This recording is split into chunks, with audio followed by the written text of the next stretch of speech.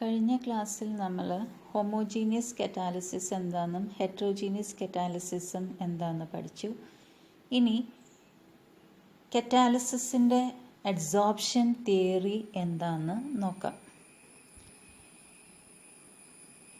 Adsorption theory of heterogeneous catalysis, അതായത് mechanism of adsorption ആണ് നമ്മളിവിടെ പറയാൻ ഉദ്ദേശിക്കുന്നത്. 5 സ്റ്റെപ്പിലാണ് അഡ്സോർപ്ഷൻ നടക്കുക. അതിൽ ഫസ്റ്റ് സ്റ്റെപ്പ് എന്ന് പറയുന്നത് it is the diffusion of reactants to the surface of catalyst. കാറ്റലിസ്റ്റിൻ്റെ സർഫസിലേക്ക് റിയാക്റ്റൻസ് ഡിഫ്യൂസ് ചെയ്ത് വരണം. റിയാക്ഷൻ നടക്കണമെങ്കിൽ കാറ്റലിസ്റ്റും റിയാക്റ്റൻസും അടുത്തടുത്ത് വരണമല്ലോ. അപ്പോൾ ഫസ്റ്റ് സ്റ്റെപ്പ് അതാണ്, diffusion of reactants to the surface of the catalyst. ഇനി സെക്കൻഡ് സ്റ്റെപ്പിൽ ഈ ഡിഫ്യൂസ് ചെയ്ത് വരുന്ന റിയാക്റ്റൻ മോളിക്യൂൾസ് കാറ്റലിസ്റ്റിൻ്റെ സർഫസിലേക്ക് അഡ്സോർബ് ചെയ്യണം. അപ്പോൾ second step, adsorption of reactant molecules on the surface of the catalyst. ഇനി തേർഡ് സ്റ്റെപ്പിൽ, ഇപ്പോൾ ഫസ്റ്റ് സ്റ്റെപ്പിൽ കാറ്റലിസ്റ്റും റിയാക്റ്റൻസും അടുത്തടുത്ത് വന്നു, diffusion of reactants to the surface of the catalyst വന്നു. രണ്ടാമത്തെ സ്റ്റെപ്പിൽ adsorption of reactant molecules, diffuse ചെയ്ത് വന്ന റിയാക്റ്റൻ മോളിക്യൂൾസ് കാറ്റലിസ്റ്റിൻ്റെ സർഫസിലേക്ക് അഡ്സോർബ് ചെയ്തു. ഇനി മൂന്നാമത് സംഭവിക്കുന്നത് എന്താ? ഈ അഡ്സോർബ് ചെയ്ത റിയാക്റ്റൻ മോളിക്യൂൾസും കാറ്റലിസ്റ്റും തമ്മിൽ ഒരു കെമിക്കൽ റിയാക്ഷൻ നടന്ന് ഇൻ്റർമീഡിയറ്റ് ഫോം ചെയ്യും. അപ്പോൾ third step is the occurrence of chemical reaction on the catalyst surface through the formation of an intermediate. ഇനി ഫോർത്ത് സ്റ്റെപ്പ് നോക്കാം. ഇപ്പോൾ കാറ്റലിസ്റ്റും റിയാക്റ്റൻറ്റും തമ്മിലൊരു ബോണ്ട് ഫോർമേഷൻ നടന്ന് ഒരു ഇൻ്റർമീഡിയറ്റ് ഫോം ചെയ്തിട്ടുണ്ട്. ഇനി ഈ അഡ്സോർബ് ചെയ്ത് ബോണ്ട് ഫോം ചെയ്ത് പുതിയതായി ഫോം ചെയ്ത ആ ഇൻ്റർമീഡിയറ്റിൽ നിന്ന് പ്രോഡക്റ്റ് വേർതിരിഞ്ഞ് കാറ്റലിസ്റ്റുമായിട്ട് രണ്ടും സെപ്പറേറ്റ് ചെയ്യണം. Desorption of reaction products from the catalyst surface, കാറ്റലിസ്റ്റിൻ്റെ സർഫസിൽ നിന്ന് പ്രോഡക്റ്റിനെ ഡിസോർബ് ചെയ്യുക. ഡിസോർബ് ചെയ്യുക എന്ന് വെച്ചാൽ അഡ്സോർബ് ചെയ്ത സാധനത്തിനെ പുറത്തേക്ക് കളയുന്ന പ്രോസസ്സാണ് ഡീസോർപ്ഷൻ. ലാസ്റ്റ് സ്റ്റെപ്പിൽ diffusion of reaction products away from the catalyst. Separate ചെയ്ത് കഴിഞ്ഞാൽ പ്രോഡക്റ്റ് എന്ത് ചെയ്യും? കാറ്റലിസ്റ്റിൻ്റെ അടുത്ത് നിന്ന് വേറിട്ട് പോകണം. ഇങ്ങനെ 5 സ്റ്റെപ്പാണ് അഡ്സോർപ്ഷൻ തിയറിയിലുള്ളത്. First step, diffusion of reactants to the surface of the catalyst.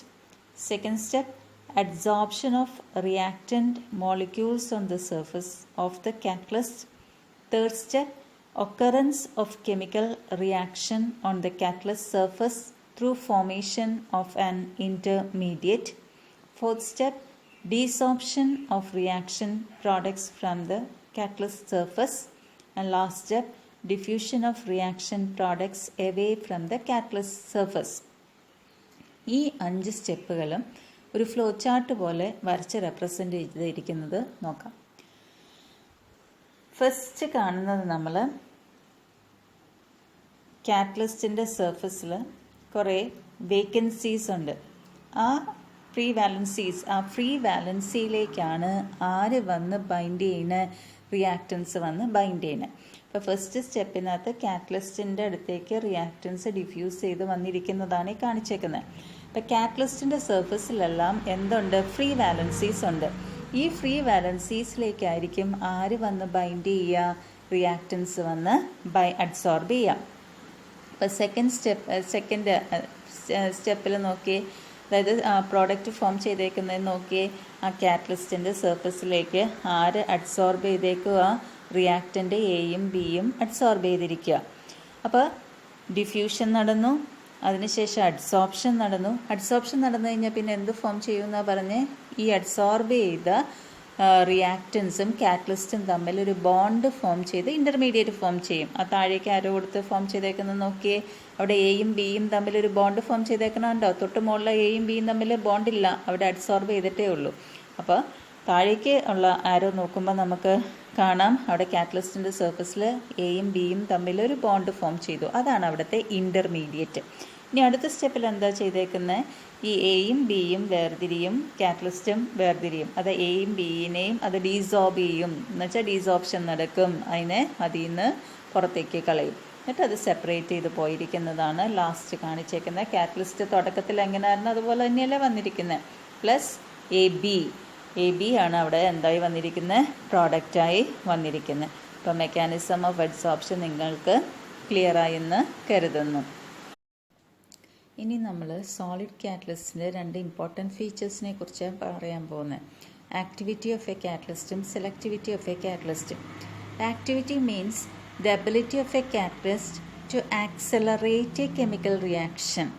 അപ്പോൾ ഒരു കെമിക്കൽ റിയാക്ഷൻ ആക്സിലറേറ്റ് ചെയ്യാൻ തുടങ്ങാനായിട്ടുള്ള ഒരു കാറ്റലിസ്റ്റിൻ്റെ എബിലിറ്റി, അതിനെയാണ് ആക്ടിവിറ്റി എന്ന് പറയാം. ഒരു എക്സാമ്പിളായിട്ട് വാട്ടറിൻ്റെ ഫോർമേഷൻ നമുക്കറിയാം. ഹൈഡ്രജനും ഓക്സിജനും കമ്പൈൻ ചെയ്തിട്ടാണ് വാട്ടർ ഫോം ചെയ്യുന്നത്. പക്ഷേ ഒരു ബീക്കറിനകത്ത് ഹൈഡ്രജനും ഓക്സിജനും വെറുതെ ഇവർ രണ്ടുപേരും തന്നെ ഒരു ബീക്കറിൽ എത്ര കാലം ഇരുന്നാലും അത് അങ്ങനെ തന്നെ ഇരിക്കുകയുള്ളൂ. പക്ഷെ ഒരു പ്ലാറ്റിനം കാറ്റലിസ്റ്റിൻ്റെ പ്രസൻസിൽ ഹൈഡ്രജനും ഓക്സിജനും കൂടെ ഒരു എക്സ്പ്ലോഷനോട് കൂടി വാട്ടറായി മാറുക ചെയ്യുന്നത്. അപ്പോൾ ഇവിടെ കാറ്റലിസ്റ്റായ പ്ലാറ്റിനം എന്താ ചെയ്തിരിക്കുന്നത്, ആ കെമിക്കൽ റിയാക്ഷനെ എന്ത് ചെയ്തു, ആക്സിലറേറ്റ് ചെയ്തു. അങ്ങനെയുള്ള ഒരു സോളിഡ് കാറ്റലിസ്റ്റിൻ്റെ ഫീച്ചറിനെ പറയുന്നതാണ് ആക്ടിവിറ്റി. അപ്പോൾ activity of a catalyst is the ability of a catalyst to accelerate a chemical reaction. The activity of a catalyst depends upon the strength of chemisorption to a large extent. The activity of a catalyst എന്തിനെ depend ചെയ്തിരിക്കുന്നു, കെമിസോപ്ഷൻ എന്ന് വെച്ചാൽ ആ കാറ്റലിസ്റ്റും റിയാക്റ്റൻറ്റും തമ്മിൽ എന്താ form ചെയ്യേണ്ടത്, അവിടെ ഒരു ബോണ്ട് ഫോം ചെയ്യണം, അവിടെ ഒരു കെമിക്കൽ ബോണ്ട് ഫോർമേഷൻ അവിടെ നടക്കണം. The reactance must be adsorbed reasonably strongly. അപ്പോൾ അവിടെ ആ റിയാക്റ്റൻസ് കാറ്റലിസ്റ്റിൻ്റെ സർഫസിലേക്ക് അഡ്സോർബ് ചെയ്യണം, പക്ഷെ ഒരു പരിധി കൂടുതൽ ബൈൻഡ് ചെയ്ത് ഇരിക്കാൻ പാടില്ല. They must not get adsorbed so strongly that they are immobilized and other reactants are left with no space on the catalyst surface for adsorption. അപ്പോൾ അവർ ബൈൻഡ് ചെയ്യുമെങ്കിലും ആ ബൈൻഡ് ചെയ്യുന്ന ഫോഴ്സ് ഒരു പരിധി കൂടുതൽ സ്ട്രോങ് ആകാനും പാടില്ല. ഇനി ഗുഡ് കാറ്റലിസ്റ്റായിട്ട് ആക്ട് ചെയ്യുന്ന എപ്പോഴും ഏത് ബ്ലോക്കിലുള്ള എലമെൻസ്, ഡി ബ്ലോക്ക് എലമെൻസ് ആയ ട്രാൻസിഷൻ എലമെൻസ് ആണ്. അപ്പോൾ activity of a catalyst is the ability of a catalyst to accelerate a chemical reaction. ഇനി രണ്ടാമത്തെ ഫീച്ചറാണ് സിലക്ടിവിറ്റി. അതായത് ഒരു കെമിക്കൽ റിയാക്ഷനകത്ത് റിയാക്റ്റൻസ് സെയിം ആണ്. അപ്പോൾ കാറ്റലിസ്റ്റ് നമ്മൾ ഡിഫറെൻറ്റ് കാറ്റലിസ്റ്റ് ഉപയോഗിക്കുന്നതനുസരിച്ച് നമുക്ക് പ്രോഡക്റ്റ് വേറെ ആയിരിക്കും കിട്ടുക.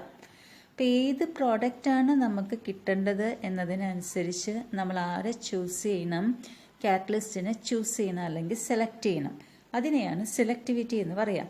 The selectivity of a catalyst is its ability to direct a reaction to yield a particular product. ഒരു പെർട്ടിക്കുലർ പ്രോഡക്റ്റ് കിട്ടാൻ വേണ്ടിയിട്ട് കാറ്റലിസ്റ്റിനെ ഡയറക്റ്റ് ചെയ്യാനുള്ള ആ എബിലിറ്റി, അതിനെയാണ് എന്ത് പറയാം, സെലക്ടിവിറ്റി എന്ന് പറയാം. എക്സാമ്പിൾ കാണുമ്പോൾ നിങ്ങൾക്ക് ക്ലിയർ ആകും. താഴെ കൊടുത്തിരിക്കുന്ന 3 എക്സാമ്പിളിനകത്തും റിയാക്റ്റൻസ് കാർബൺ മോണോക്സൈഡും ഹൈഡ്രജനുമാണ്. പക്ഷെ ഫസ്റ്റ് റിയാക്ഷനകത്ത് കാർബൺ മോണോക്സൈഡും ഹൈഡ്രജനും നിക്കൽ കാറ്റലിസ്റ്റിൻ്റെ പ്രസൻസിൽ മീഥേനാണ് കിട്ടിയത്. പക്ഷേ ഇതേ റിയാക്റ്റൻസ് തന്നെ കോപ്പർ ഇൻ പ്രസൻസ് സിങ്ക് ഓക്സൈഡോ ക്രോമിക് ഓക്സൈഡോ ആണെങ്കിൽ നമുക്ക് കിട്ടിയത് മെത്തനോളാണ്. ഇതേ റിയാക്റ്റൻസ് തന്നെ കോപ്പർ കാറ്റലിസ്റ്റായിട്ട് റിയാക്ട് ചെയ്തപ്പം കിട്ടിയത് ഫോമാൽഡിഹൈഡാണ്. അപ്പം ഏത് പ്രോഡക്റ്റാണ് കിട്ടേണ്ടത് എന്നതിന് അനുസരിച്ച് നമ്മളിവിടെ ആരെ സെലക്ട് ചെയ്യണം, കാറ്റലിസ്റ്റിനെ സെലക്ട് ചെയ്യണം. അതിനെയാണ് എന്ത് പറയുക, സെലക്ടിവിറ്റി ഓഫ് എ കാറ്റലിസ്റ്റ് എന്ന് പറയാം. ഇപ്പോൾ സോളിഡ് കാറ്റലിസ്റ്റിൻ്റെ 2 ഫീച്ചേഴ്സാണ് നമ്മൾ പറഞ്ഞത്, ആക്ടിവിറ്റിയും സെലക്ടിവിറ്റിയും. Activity is the ability of a catalyst to accelerate a chemical reaction, whereas selectivity is the ability of a catalyst to direct a reaction to yield a particular product. ഇത് clear ആയെന്ന് കരുതുന്നു. ഇത് ഒത്തിരി ഇമ്പോർട്ടൻ്റ് പരീക്ഷയ്ക്ക് എപ്പോഴും ചോദിക്കുന്നതാണ്. അടുത്തതായി നമുക്ക് ഷേപ്പ് സെലക്റ്റീവ് കറ്റാലിസിസ് എന്താണെന്ന് നോക്കാം. The catalytic reaction that depends upon the pore structure of the catalyst and the size of the reactant and product molecule is called the shape selective catalyst. അതായത് ഈ കാറ്റലിസ്റ്റിൻ്റെ സർഫസിൽ മൈക്രോ പോറസ് ആയിട്ടുള്ള കുറേ അതെന്ന് വെച്ചാൽ വളരെ ചെറിയ ചെറിയ പോസ് ഉണ്ടായിരിക്കും. ഈ പോസിലേക്കാണ് ആര് വന്ന് ബൈൻഡ് ചെയ്യുന്നത്, റിയാക്റ്റൻസ് വന്ന് ബൈൻഡ് ചെയ്യുന്നത്. അപ്പോൾ ഈ പോറിൻ്റെ വലുപ്പവും ഷേപ്പും അനുസരിച്ചിട്ടുള്ള റിയാക്റ്റൻ മോളിക്യൂൾസിന് മാത്രമാണ് അവിടെ വന്ന് ബൈൻഡ് ചെയ്യാനായിട്ട് പറ്റുള്ളൂ. അതിനെയാണ് എന്ത് പറയുക, ഷേപ്പ് സെലക്റ്റീവ് കറ്റാലിസിസ് എന്ന് പറയാം. The catalytic reaction that depends upon the pore structure of the catalyst and the size of the reactant and product molecule is called the shape selective catalysis. കാറ്റലിസ്റ്റിൻ്റെ സർഫസിലുള്ള പോസിൻ്റെ സൈസും ഷേപ്പും അനുസരിച്ചിട്ടുള്ള റിയാക്റ്റൻ മോളിക്യൂൾസിന് മാത്രമാണ് അവിടെ വന്ന് absorb ചെയ്യാനായിട്ട് പറ്റുകയുള്ളൂ. അതിനൊരു എക്സാമ്പിളാണ് സിയോളൈറ്റ്സ്. Zeolites are good shape selective catalysts. They are aluminosilicates of certain metals. നമ്മൾ പഠിച്ചിട്ടുണ്ട് ഫസ്റ്റ് ഇയറിൽ സിയോലൈറ്റ് എന്താണ്. They are microporous and possess cavities in their honeycomb-like structure. അപ്പോൾ സിയോലൈറ്റിൻ്റെ പ്രത്യേകത, ആ സിയോലൈറ്റിൻ്റെ സർഫസിൽ വളരെ ചെറിയ പോസ് ഉണ്ട്. അതിൻ്റെ സ്ട്രക്ചർ എങ്ങനെയുള്ളത്, ഹണികോംബ് ലൈക്ക് സ്ട്രക്ചറാണ്. ഇനി സിയോലൈറ്റിൻ്റെ അകത്ത് അതായത് ഈ ഹണികോംബ് ലൈക്ക് സ്ട്രക്ചറുള്ള സിയോലൈറ്റിനകത്തേക്ക് അതേ സൈസും ഷേപ്പുമുള്ള റിയാക്റ്റൻ മോളിക്യൂൾസ് വന്നാണ് ബൈൻഡ് ചെയ്യുള്ളൂ. Only those reactant molecules whose size and shape is small enough to enter these cavities will be absorbed by the zeolites. The zeolites are shape selective catalysts. ഇപ്പോൾ സിയോലൈറ്റ്സ് shape selective catalyst ആവാനുള്ള കാരണം എന്താ, അതിൻ്റെ സർഫസിലുള്ള micro porous ആയിട്ടുള്ള honeycomb like structure ആയിട്ടുള്ള ഈ സിയോലൈറ്റിൻ്റെ സൈസും ഷേപ്പും അനുസരിച്ചിട്ടുള്ള പോസിലേക്ക് വന്ന് ബൈൻഡ് ചെയ്യാൻ പറ്റുന്ന റിയാക്റ്റൻസിന് മാത്രമാണ് അവിടെ വന്ന് അബ്സോർബ് ചെയ്യാനായിട്ട് പറ്റുകയുള്ളൂ. ഈ സിയോലൈറ്റ്സ് പെട്രോകെമിക്കൽ ഇൻഡസ്ട്രീസിൽ യൂസ് ചെയ്യുന്നുണ്ട്. ZSM-5 എന്ന് പറയുന്ന ഒരു സിന്തറ്റിക് സിയോലൈറ്റാണ്. അത് ആൽക്കഹോളിനെ ഗ്യാസോലീനാക്കി മാറ്റാൻ വേണ്ടി യൂസ് ചെയ്യുന്നു. അപ്പോൾ ZSM-5 is a synthetic zeolite used for converting alcohol to gasoline. പരീക്ഷയ്ക്ക് ചോദിക്കാറുണ്ട്, നെയിം എ സിന്തറ്റിക് സിയോലൈറ്റ് എന്ന് പറഞ്ഞ് ചോദിക്കാറുണ്ട്. അതുപോലെ തന്നെ ZSM-5 എന്ത് കൺവേർഷനാണ് നടത്തുന്നത്, ആൽക്കഹോളിനെ ഗ്യാസോലീനായിട്ടാണ് കൺവേർട്ട് ചെയ്യുന്നത്. ഇത് സിയോലൈറ്റ് ഇപ്പോഴും പരീക്ഷയ്ക്ക് ചോദിക്കാറുള്ളതാണ്, ഇമ്പോർട്ടൻ്റ് ആണ്, അത് പഠിച്ചിരിക്കുക.